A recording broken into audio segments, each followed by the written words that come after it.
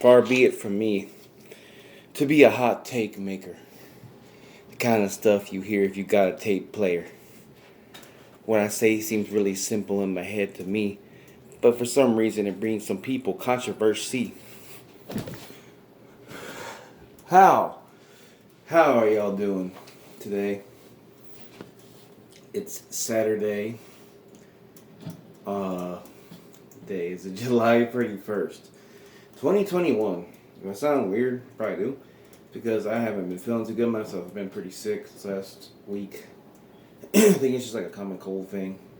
Last few days mainly. I'm feeling a little better now, but it comes and it goes. It fluctuates. But I hope you're doing okay. And I haven't made a video in a while. I have been wary, but haven't felt up to it. I've been like kind of drained, especially when I felt sick. I don't know what I wanted to talk about either. No, I kind of have an amalgamation of things I want to talk about in my head. It's nice. It gives me a good sampling here that I can pick and choose. I like that, more than just having one subject. Also, I get the listeners. Sorry about the belch. By the way, also, me and Sora made a podcast called We Have a Podcast, which you can hear on Spotify, but it's really hard to pull up for some reason. Like, when you search for it, it doesn't always show up. It's really strange. I don't know why. Maybe because we only have like 5 listeners. There's only 3 episodes right now that have been released in like the last 3 weeks. So, this is the page for it. You see? Got Amity Blight. Okay, Sora. There they are. And there's me, Brack. It's your boy, Brack, back at it again. Yeah. Forgot he used to say it. Brack at it again. So what did I want to talk about? Maybe a few things that are controversial. Like, there seems to be... Let me start out by saying, I want to make it utterly clear that people's worth as a person, how they are doing, personally, is more important to me than anything they can do entertainment-wise or something like that, or, that medium. That goes for whether it's a wrestler, an actor, or a singer, or anything like that. Their health is the most important thing. I'd much rather they be healthy and happy than worry about where their next match or movie or album is going to come out. That's not important to me, That being said, I don't think it's necessarily in the realm of bad taste. It seems to be an idea that if you say, if you know somebody, they're in bad health, and you say, I hope they get better. And when they're better, you say, well, you speculate, I might like to see them do this when they're good and ready. I don't think that's a bad take, but apparently some people on Twitter seem to be mad about that.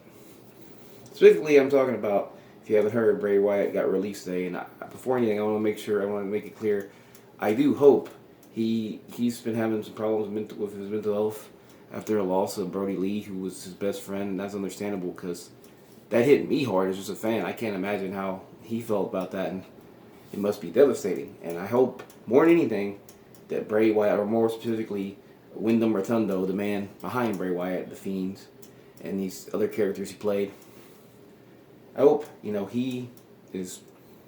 I hope he's doing good now, but if he's not, I hope he can get to a point where he feels better. And whatever he wants to do after that, I want to make it clear, too. Also, this is the thing that a lot of people throw out there, is like, you're trying to force somebody. No, whatever he wants to do after that is completely up to him. Whatever medium, if he doesn't want to ever wrestle again, that's fine. I would be sad, but I would understand it's his choice. But also, I don't think it's so bad to speculate, like, well, once he's better. And keep in mind, also, what I don't think people understand is that when people are released, they usually have 90-day no complete clauses. So more than likely, he couldn't do anything for 90 days anyway. So when we talk about this, we're not talking about right away. It's like later in the future. It's like him joining the Dark Order. That would be great. That would be cool. I don't know what's going to happen. I don't know anything that's going to happen. It would be cool if it happens. I would love to see him interact with the best friends. Somebody made a joke they could be the best fiends. Him and Darby Allin, him and Sting, you can imagine some cool stuff. This is just pointing out stuff. But more importantly, I just want him to be happy and healthy, And more than anything, I would love to see him back on my TV doing something in WWE, regardless whatever he was doing. You know, having a match SummerSlam, maybe against somebody. I don't know who, but against somebody. You could probably could have put him against anybody pretty good. But I just want to make it clear, like, I don't think that's a bad thing to speculate. Because, I mean, as wrestling fans, that's kind of what we do, you know? And that's who we are. And, like, when a wrestler's injured, like, we will be like, well, we hope they get better when they get back. Oh, you know, it'd be cool. We can have some great stuff, some great moments with them, you know? Like Seth Rollins, when he was injured, people were like, oh, you know, I hope he gets well, he gets healed up. When he comes back, you could probably speculate he could have some great feuds. Or almost any wrestler when they get injured. So I don't think that's a bad take. But I've seen people say that AEW fans are making them hate AEW, and because they're speculating this. And like, you're not discrediting somebody's condition if you are literally specifically saying, I wish them well, first of all. And it's just really weird to me, this correlation. And also the idea that a toxic fan base is going to ruin your fan. First of all, if that's what you call a toxic fan base, I don't even know what to tell you, man, because that's not toxic to me. If they say, basically, if somebody said something they didn't care about how he was doing, they just care about his wrestling and his work, that would be very toxic as shit. I agree with that. But that's not what I've seen anybody say. Maybe there are people saying that. Let's fuck them, you know. If they're saying that, they're fucking assholes. I agree. But calling anybody an asshole because they want to potentially fantasy book or potentially, not even fantasy booking, they just throw out an idea. That's not even fantasy fucking booking. Fantasy booking is when I sit down and I write out and tell you, this thing happens, no. That's just like saying, oh, that would be cool. Like, to me, it's just ridiculous. People just jump to conclusions. And also, if a toxic fan base bothers you, the only thing I can tell you is just don't listen to a toxic fan base. Don't be a toxic fan yourself. There are tons of fan bases I'm in that are toxic as fuck. I don't really watch Rick and Morty anymore, although I've been meaning to get back into it. I just got kind of behind. But it is a funny show when I watch it. I don't pay attention to the toxic fan base of Rick and Morty, and they are toxic as shit. And there are plenty of wrestling fans that are toxic in WWE, in AEW. I haven't watched TNA in a while. But back in the day, yeah, there were some toxic TNA fans, I can say for a fact. There's toxic fans, I'm sure there's toxic WWE fans, ECW fans, DC, Marvel. Like, come on, there's toxic fans. Up and down the board with almost every media, and it sucks. Star Wars, oh my god. I'm not even the biggest Star Wars fan, but I know there's a big toxic fan base there. And all you can really try to do is either not be a toxic fan and try to ignore them. But going, oh, well, I'm ashamed, I don't want to call myself a fan of that. That's just, to me, that's a bullshit move. Because you're basically saying that all the people are that toxic fan. That's pretty shitty, especially when it's a small percentage. They're just a bunch of shitbags. You just say, you know, fuck the shitbags. That was my first point. I kind of went all in on that, didn't I? That's my take, and I make it clear. You know, that's how I feel about it. I think it's a ridiculous idea that people want to throw these accusations out. And by the way, I haven't even tweeted anything myself about any fantasy, anything like even him going anywhere. I've just like retweeted some stuff people said. Who themselves said, I hope he gets, you know, he's doing okay and everything. Keep in mind, we also don't know anything about what's going on. So we're merely speculating. And maybe it's not right even to speculate about his condition, because we don't know. That's fair enough. But this is all speculation, you know what I'm saying?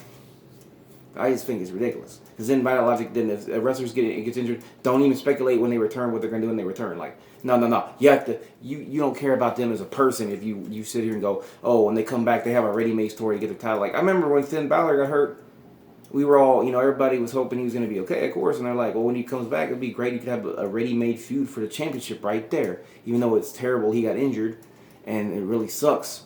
You know, but nobody was sitting here going, oh, well, then you don't care about Finn. You just wanted to come back. You don't care about his injury. Like, of course we care about his fucking injury. It's absurd. Like, I think people just don't get nuance. What nuance is, you can have these takes, and it gets boring if you don't. In my opinion. Do you. If you personally don't want to say anything like that, if you just want to say, you know, if you don't want to even speculate, that's fine. That's perfectly fine.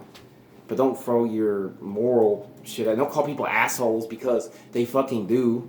I'm not going to name any names, but there's somebody specifically I have in mind when I'm saying that, when I'm thinking right now, but whatever. Point number 2. This is like a bullet point presentation. I don't even know what point number 2 was going to be. I got worked up about this. I didn't expect to. I didn't expect to talk about this. This didn't seem like that's what I was going to talk about. I was going to talk about other stuff. So I've been watching a lot of TV lately, because of course I have. And some movies. I watched a very bad movie the other day, but for more on that, listen to my podcast if you can. Me and Sora's podcast, our podcast. Don't want to say it's mine. I mean, it's mine, but it's both of ours. It's ours. I watched some cool shows. I've been watching a lot of Penny Dreadful lately. That's a really good show. I'm not done with it yet. We're in season 3. In the beginning of season 3, it's getting really good. It's got werewolves and vampires and like Frankenstein stuff. You probably enjoy it if you're into that. It's got kind of cool character arcs, which is really good. Sometimes it can be a little slow, but it has some good payoffs. And the characters are usually pretty well put together. So that's a little shout out, if you will. I was going to shout out some YouTubers. I couldn't think of any to shout out on the podcast. Right off the bat, I was going to shout out Pop Arena, who's a YouTuber who covers lots of different stuff in Nickelodeon. But he also covers like Goosebumps books. And he also made, but this was like a long time ago, he made a bunch of reviews of the old Animorph books. Now he does the ones of Goosebumps. And he's a really cool YouTuber. He also is a big supporter of trans rights. He has, in his intro now, support trans kids, stuff like that. So that's pretty cool. And also, somebody just started following the Wrestle Debate. I like his videos because he does like reviews of wrestling. He keeps them short and concise and kind of just puts picture and kind of, it reminds me of Lundrick, that YouTuber, young Lundrick that I like. This good. I really like Wrestle Debate. Cool dude who does reviews. Other than that, trying to think what else I was going to talk about. Pretty much all the other YouTubers, you probably know them. Say like Blame It on Jorge. That creepy reading. Yeah. Oh, point 2. I was going to talk about one show I watched recently, actually, was the new Masters of the Universe Revelation. I thought it was really good. It's not done yet because it's 5 episodes and that's part 1. Part 2 is coming later. So, for what was part 1, I thought it was damn good. I thought it had a lot of good action, good stories, good characters, but it seems like a lot of people are complaining about the fact that, first of all, there wasn't enough He-Man, and that is a bit of a valid argument, I agree, but that's mostly because I feel like this was building up to part 2 is going to be about He-Man's big comeback. By the way, spoilers. I should have posted that. If you haven't watched, you should probably stop here, or if you're going to watch. Let me drink this. I'll give you a second to...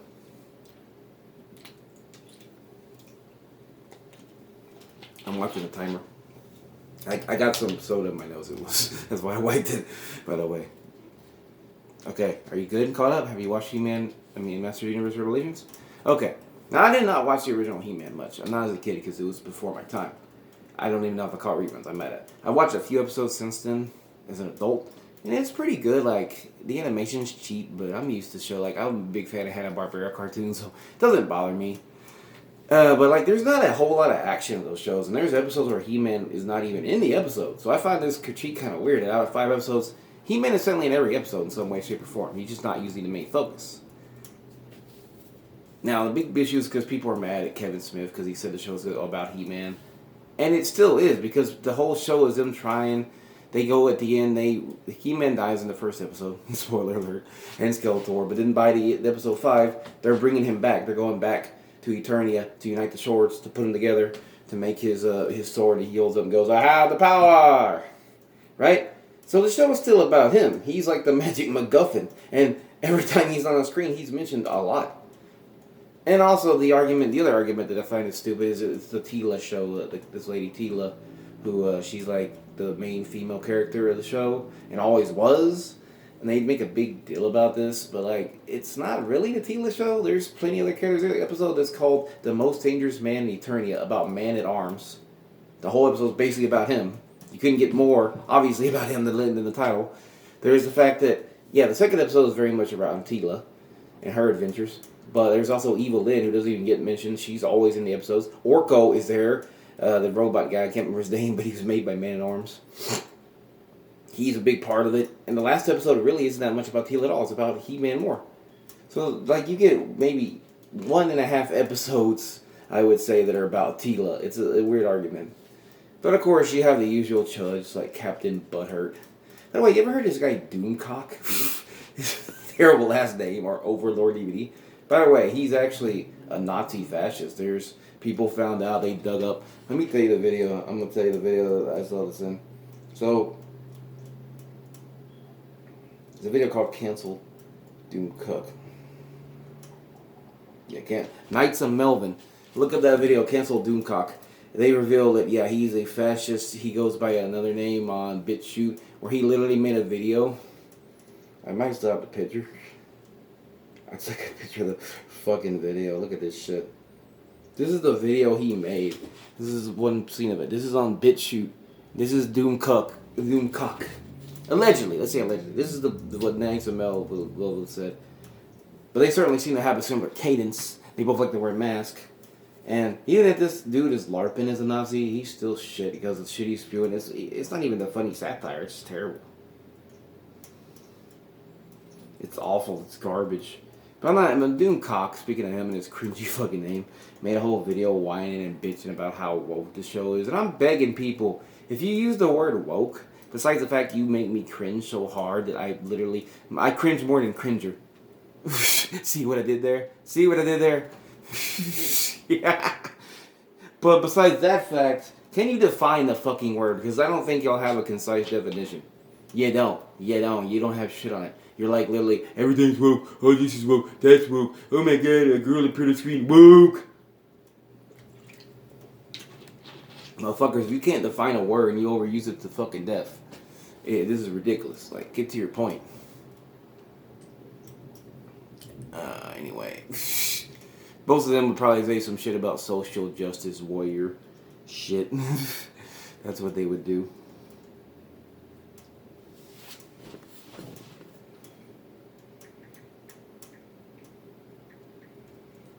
And also the big thing, in my opinion, watch the show, and if you like it, you like it. I don't think, I'm not advocating, I'm not saying it's the best show ever. It was fun.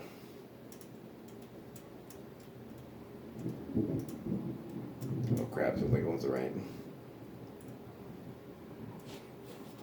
But also, a lot of them are using the Rotten Tomatoes meter to describe, because it has like 90% critic score, and like it's going down like 28% audience score.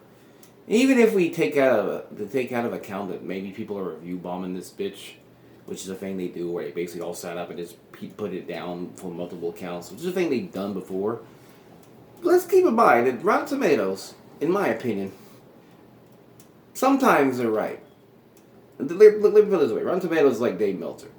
Sometimes he's right about some matches and segments and stuff. But he's also wrong a lot of times. And more to the point than that, he's not a be-all, end-all. Like, you can make your own choices about stuff. Like, this is Rotten Tomatoes, by the way. Keep in mind, like, again, the Teenage Mutant Ninja Turtles, the first movie, the first one, the beloved one, the original, the one that came out in 1990. 40%. I would not put that. That movie's awesome. I would put that at least 80%.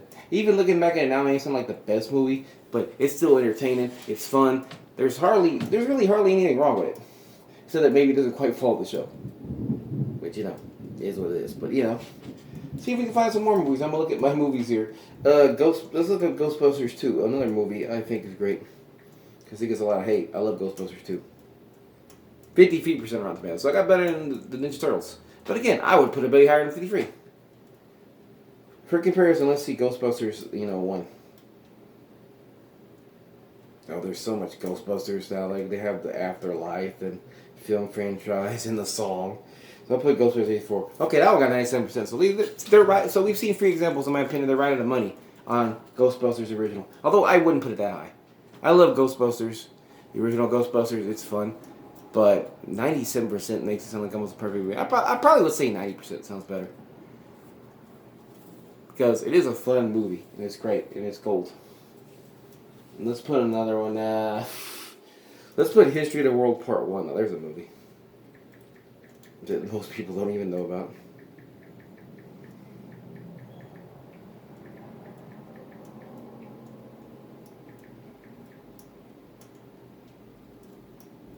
And then a great comedy, History of the World Part 1, made by Mel Brooks. I think I've talked about it in another video.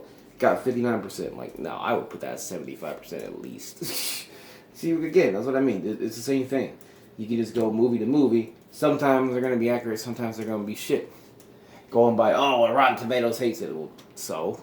Am I supposed to be impressed? It's like saying Dave Meltzer hates a match. Like, okay, I still might enjoy the match. Or a certain ex-YouTuber reviewed a movie and didn't like it. Well, I don't mean necessarily I'm not going to like it.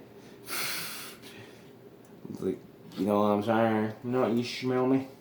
Do you feel me? Can you feel me? I remember at one point, Man of Steel, I saw a video of Man of Steel had a lower rating around Tomatoes than Superman Returns. I love Man of Steel, and plus, Superman Returns bored me. It almost put me to sleep. Legit. Movie's dull. Incredibly dull.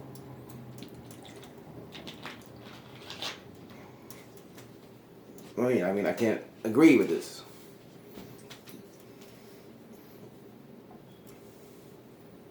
I think even like, if I look at my TV, there's even more. Because my TV has like a lot of movies have the Rotten Tomatoes review of it. And their score is really low sometimes, and it's crazy how low they get.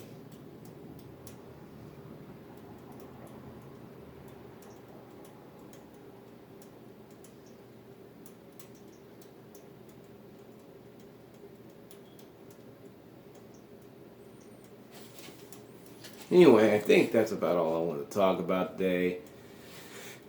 I could give out some more shout out. I mean, I hear the phone there outside. I don't know if my wife is going to go out again. That kind of sucks. I kind of want to finish up. Yeah, you know what, though? You go out and, if you can, have yourself a good day. Have yourself, get yourself something nice to eat. No, hold on, wait.